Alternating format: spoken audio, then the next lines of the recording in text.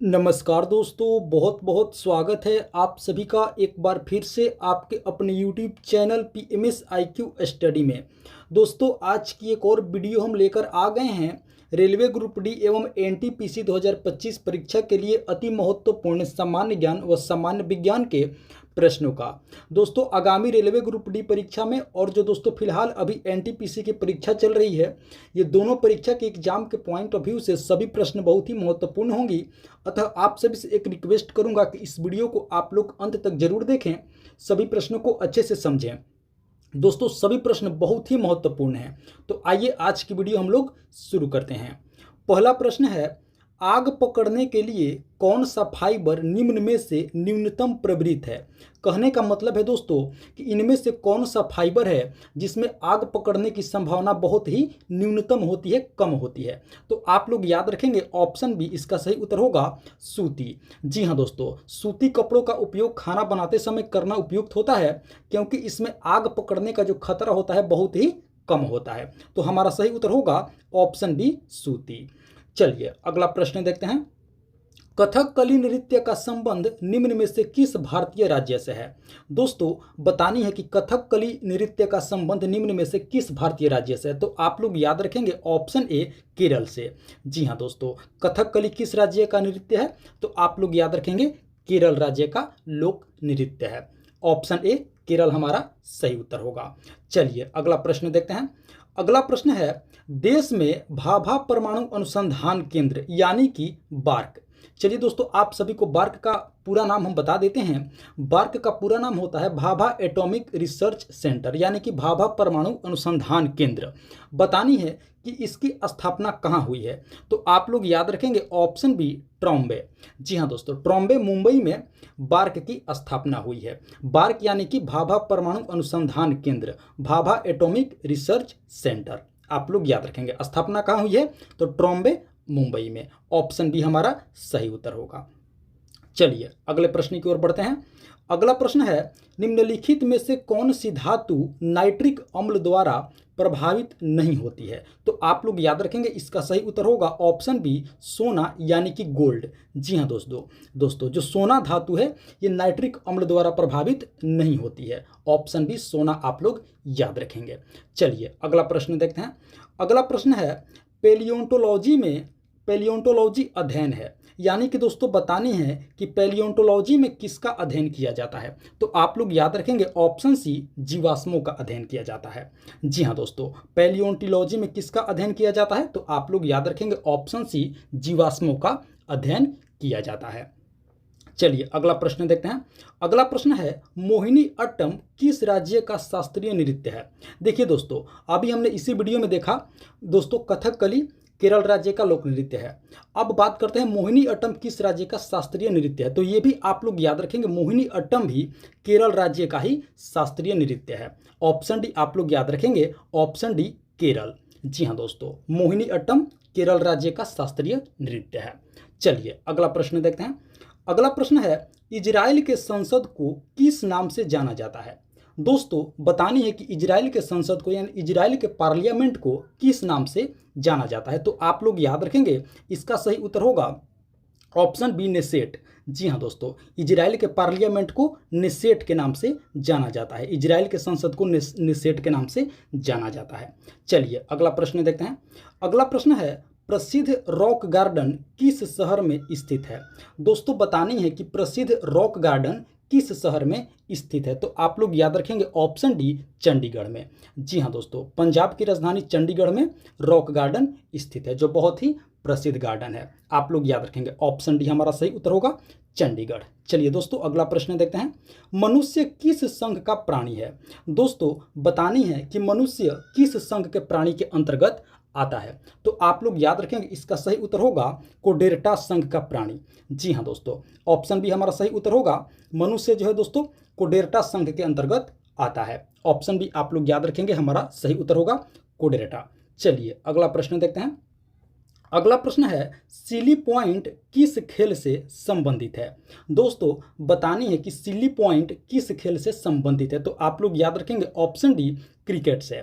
जी हाँ दोस्तों, silly point शब्द किस खेल से संबंधित है। तो आप लोग याद रखेंगे ऑप्शन डी क्रिकेट से। चलिए अगला प्रश्न देखते हैं। अगला प्रश्न है प्रोटीन बने होते हैं। दोस्तों बतानी है कि प्रोटीन किससे बने होते हैं। तो आप लोग याद रखेंगे इसका सही उत्तर होगा दोस्तों ऑप्शन डी अमीनो अम्ल से। जी हाँ दोस्तों, अमीनो अम्ल से क्या होते हैं, प्रोटीन बने होते हैं। आप लोग याद रखेंगे। आप सभी को दोस्तों बता दें कि 20 अमीनो अम्ल मिल करके यानी कि 20 एमिनो एसिड मिल करके एक प्रोटीन का निर्माण करते हैं। आप लोग याद रखेंगे प्रोटीन किससे बनते हैं, तो अमीनो अम्ल से बनते हैं। 20 अमीनो अम्ल मिल करके एक प्रोटीन का निर्माण करते हैं। आशा करते हैं दोस्तों आप लोग इस प्रश्न को अच्छे से समझ गए होंगे। तो हमारा सही उत्तर होगा ऑप्शन डी अमीनो अम्ल। चलिए अगला प्रश्न देखते हैं। अगला प्रश्न है वयस्क मनुष्य में रक्त का निर्माण होता है। दोस्तों बतानी है कि एक वयस्क मनुष्य में रक्त का निर्माण कहाँ होता है। तो आप लोग याद रखेंगे इसका सही उत्तर होगा ऑप्शन सी लाल अस्थि मज्जा द्वारा। जी हाँ दोस्तों, वयस्क मनुष्य में रक्त का निर्माण कहाँ होता है, तो ऑप्शन सी लाल अस्थि मज्जा द्वारा रक्त का निर्माण होता है। ऑप्शन सी हमारा सही उत्तर होगा। चलिए अगला प्रश्न देखते हैं। अगला प्रश्न है प्रसिद्ध पुस्तक लिसनिंग लर्निंग एंड लीडिंग के लेखक कौन है। दोस्तों बतानी है कि प्रसिद्ध पुस्तक का नाम है लिसनिंग लर्निंग एंड लीडिंग। इसके लेखक का नाम बताना है। तो आप लोग याद रखेंगे इसका सही उत्तर होगा ऑप्शन सी वेंकैया नायडू। जी हाँ दोस्तों, लिसनिंग लर्निंग एंड लीडिंग इस पुस्तक के लेखक कौन है, तो आप लोग याद रखेंगे ऑप्शन सी वेंकैया नायडू दोस्तों। चलिए अगला प्रश्न देखते हैं। अगला प्रश्न है टैगोर के 159वीं जयंती के उपलक्ष्य में किस देश के द्वारा एक सड़क का नाम बदलकर टैगोर स्ट्रीट रख दिया गया। देखिए दोस्तों प्रश्न है रविंद्रनाथ टैगोर के 159वीं जयंती के उपलक्ष्य में किस देश के द्वारा अपने एक सड़क का नाम बदल करके क्या रख दिया गया, टैगोर स्ट्रीट। तो इसका सही उत्तर आप लोग याद रखेंगे वो देश है इजराइल। जी हाँ दोस्तों, ऑप्शन बी हमारा सही उत्तर होगा। इजराइल ने क्या किया है, रविंद्रनाथ टैगोर के 159वीं जयंती के उपलक्ष्य में अपने एक सड़क का नाम बदलकर अपने देश के एक सड़क का नाम बदल करके क्या रख दिया है, टैगोर स्ट्रीट। तो ऑप्शन बी हमारा सही उत्तर होगा इजराइल। आप लोग याद रखेंगे दोस्तों। चलिए अगला प्रश्न देखते हैं। अगला प्रश्न है लासा बुखार के कारण फरवरी 2020 में किस देश द्वारा स्वास्थ्य आपातकाल की घोषणा की गई थी।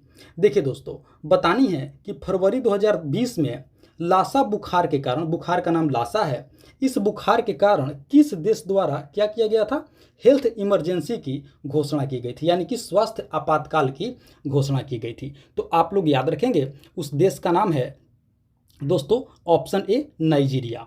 जी हाँ दोस्तों, नाइजीरिया ने लासा बुखार के कारण फरवरी 2020 में अपने देश में दोस्तों स्वास्थ्य आपातकाल की घोषणा की थी, लासा बुखार के कारण। ऑप्शन ए आप लोग याद रखेंगे नाइजीरिया। चलिए दोस्तों अगला प्रश्न देखते हैं।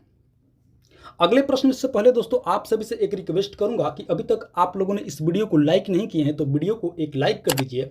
साथ ही साथ PMS IQ study YouTube channel पर आप पहली बार विजिट किए हैं तो दोस्तों चैनल को भी जरूर सब्सक्राइब कर लेंगे। अपना फीडबैक हमें कमेंट में जरूर बताएंगे कि प्रश्न का लेवल कैसा है दोस्तों, और अपने दोस्तों में भी इसे जरूर शेयर करेंगे। चलिए अगला प्रश्न देखते हैं। अगला प्रश्न है अगस्त 2020 में तेल रिसाव के कारण किस देश द्वारा पर्यावरणीय आपातकाल की घोषणा की गई। देखिए दोस्तों अब बात हो रही है अगस्त 2020 में तेल रिसाव के कारण, यानी कि दोस्तों तेल रिसने के कारण किस देश द्वारा पर्यावरणीय आपातकाल की घोषणा की गई। तो आप लोग याद रखेंगे ऑप्शन बी मॉरिशस। जी हाँ दोस्तों, मॉरिशस ने 2020 में तेल रिसाव के कारण अपने देश में पर्यावरणीय आपातकाल की घोषणा की थी। ऑप्शन बी आप लोग देश का नाम याद रखेंगे मॉरिशस। चलिए दोस्तों आप लोग हमें कमेंट करके बताइए कि मॉरिशस देश की राजधानी कहाँ है, उस देश का नाम, उस राजधानी का नाम आप लोग हमें कमेंट करके जरूर बताएंगे। चलिए अगला प्रश्न देखते हैं। अगला प्रश्न है जेट इंजन का आविष्कार किसने किया था। दोस्तों बतानी है कि जेट इंजन का आविष्कार किसने किया था। तो आप लोग याद रखेंगे option B sir Frank Whittle ने। जी हाँ दोस्तों, ऑप्शन बी हमारा सही उत्तर होगा, सर फ्रैंक व्हिटल ने जेट इंजन का आविष्कार किया था। यानी कि जेट इंजन के आविष्कारक का क्या नाम है, तो आप लोग याद रखेंगे option B sir Frank Whittle. चलिए अगला प्रश्न देखते हैं। अगला प्रश्न है सेमीकंडक्टर का एक उदाहरण है। दोस्तों बतानी है कि इनमें से कौन सा एक सेमीकंडक्टर का उदाहरण है, यानी कि अर्धचालक का उदाहरण है। तो आप लोग याद रखेंगे ऑप्शन बी जर्मेनियम। जी हाँ दोस्तों, जर्मेनियम एक सेमीकंडक्टर का उदाहरण है। ऑप्शन बी आप लोग याद रखेंगे, सही उत्तर होगा। चलिए अगला प्रश्न देखते हैं। अगला प्रश्न है, मनुष्य में तापमान नियंत्रण कौन सी ग्रंथि करती है? देखिए दोस्तों, बहुत महत्वपूर्ण प्रश्न है। इस प्रश्न को आप लोग स्टार मार्क कर लेंगे।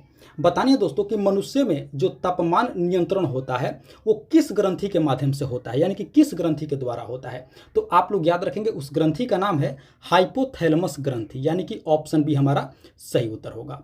हमारे शरीर में जो दोस्तों तापमान नियंत्रण इसी ग्रंथि के द्वारा होता है, हाइपोथैलेमस ग्रंथि। आप लोग याद रखेंगे ऑप्शन बी सही उत्तर होगा। हाइपोथैलेमस ग्रंथि, इस ग्रंथि के द्वारा तापमान कंट्रोल होता है हमारे बॉडी में। चलिए अगला प्रश्न देखते हैं। अगला प्रश्न है, दूध को दही में स्कंदित करने वाला एंजाइम है। देखिए दोस्तों, यहाँ एंजाइम का नाम बताना है कि दूध को जो दही में स्कंदित करता है वो एंजाइम का क्या नाम है। तो आप लोग याद रखेंगे ऑप्शन ए रेनिन।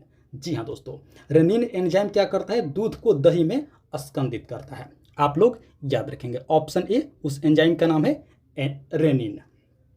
चलिए अगला प्रश्न देखते हैं। अगला प्रश्न है, नाभिकीय रिएक्टर में इनमें से कौन सा ईंधन के रूप में काम करता है? दोस्तों बतानी है कि नाभिकीय रिएक्टर में इनमें से किसे ईंधन के रूप में प्रयोग किया जाता है, काम करता है। तो आप लोग याद रखेंगे ऑप्शन बी यूरेनियम। जी हाँ दोस्तों, यूरेनियम ईंधन के रूप में काम करता है नाभिकीय रिएक्टर में। ऑप्शन बी हमारा सही उत्तर होगा। आप लोग याद रखेंगे यूरेनियम। चलिए दोस्तों अगला प्रश्न देखते हैं। अगला प्रश्न है, पटना में मेट्रो के निर्माण के लिए हाल ही में पटना मेट्रो रेल कॉरपोरेशन ने किसके साथ करार पर हस्ताक्षर किए हैं? दोस्तों जैसा कि आप सभी जानते हैं कि बिहार की राजधानी पटना में अभी मेट्रो का काम चल रहा है। तो बतानी है कि उस मेट्रो के निर्माण के लिए पटना मेट्रो रेल कॉरपोरेशन ने किसके साथ हस्ताक्षर किए हैं? तो आप लोग याद रखेंगे option C Delhi metro rail corporation के साथ।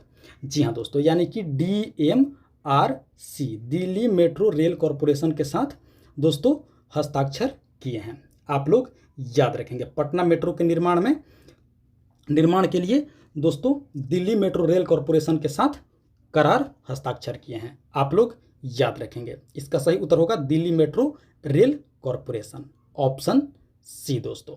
आप लोग याद रखेंगे। तो दोस्तों ये थी हमारी आज की रेलवे ग्रुप डी व NTPC 2025 परीक्षा के लिए अति महत्वपूर्ण सामान्य ज्ञान व सामान्य विज्ञान के प्रश्नावली वीडियो।